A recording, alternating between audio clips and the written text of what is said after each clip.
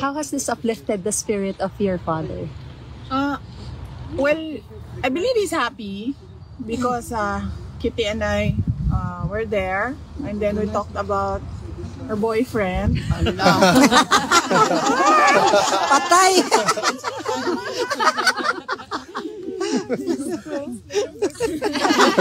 Nag-blush! Thank you, ma'am. Bibi, Marlica po. Yes, mama. Kumusta po si PRRD at this point in time? Okay naman siya. Okay siya. Kitty gave him a massage. Wow! And then Kitty, ikaw na magsabi. Well, yung mga Ano siya, na speechless siya sa boyfriend. Hindi ata ready. Ano sabi ng daddy? So ayun, I was updating him with the situation with our families, and is happy to hear that we are all doing well, that we are all okay, that we are continuing to pray for him. And ayun, mga positive things lang. We are telling him things that will uplift his spirit and things that will give him strength while he is inside. Nice. May advice pa siya sa'yo? Secret mo. May mga bilin siya. Boyfriend. May mga bilin siya, pero sa sunod na. Secret mo lang. VP, may balak po ba kayo mag-file ng request for hearing on procedural matters prior to the September 23 confirmation of hearing? This is something Confirmation that charges. Yes. Sa legal side, you need to talk to Nicholas Kaufman. So he's the only person that can talk about what they will do with regard to matters inside the ICC. How are you, VP? Pagyapon. Okay lang. Not a problem. I'm just waiting for one more document, and then tapos na yung trabaho ko dito. But personally, I'm okay. Are you going back to the Philippines after that? Yes, opo. Oo. Yan na lang yung inaantay, yung document na yan. Tapos pwede na akong umuwi. VP, something personal. Ano po yung reflections mo, ng pamilya, since this thing happened? I'm sure in one of the moments you're thinking of something you could share. Ikaw muna. Or ako muna? Okay, ako muna. Sige. I'm happy. I think the I don't have the word right now. I only have happy, but it's the incorrect word to describe it. But blessed.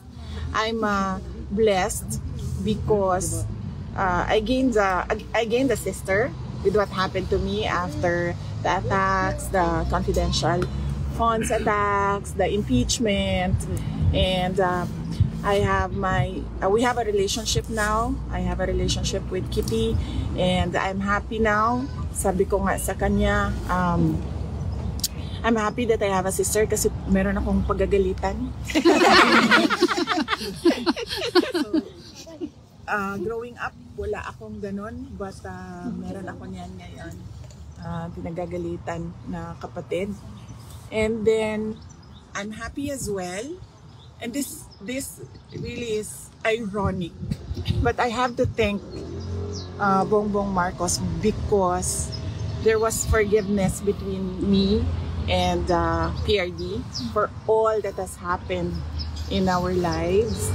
And we have a relationship now, a father-daughter relationship, since we cannot discuss anything legal anymore because it is understood inside that only the lawyers can discuss legal matters with the former president. So we only discuss about the family, and this has been one of the longest meetings I have had with the former president. Growing up, he was always busy with work, he was always busy with the country, and now I have this every day with him, talking about life, talking about family, and for that I feel like I am blessed. Bless. Yeah. Because at this point, he's already 80 and he's already retired. But going back as mayor, baka mabisi na naman siya sa kanyang trabaho. So, meron kaming, nabigyan kami ng ganitong time na makapag-usap as a father-daughter. Yeah, nice kaayo. Yes, It's- actually, yeah. sad lang that it has Yeah. to happen inside. Yeah, yeah. PCC. Pero there is Inside the a good side. detention. It's But blessing.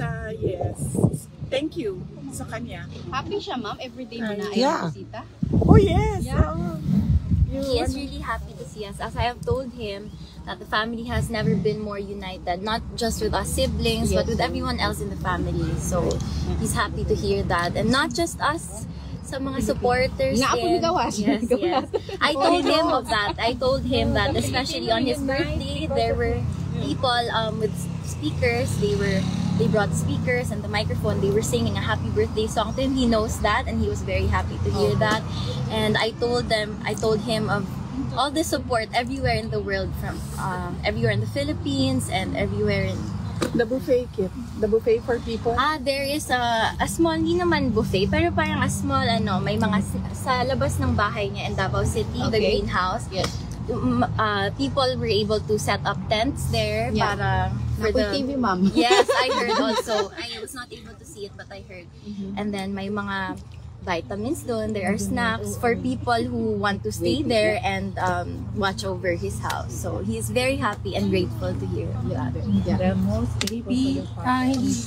ka naman ba sinisimuli ni PRRD na dahil kasalanan mo kasi to kaya ako nandito dahil nakipag-unite ka sa Marcos? Wala. Wala. Nagkami na scam. Ever since. Sorry.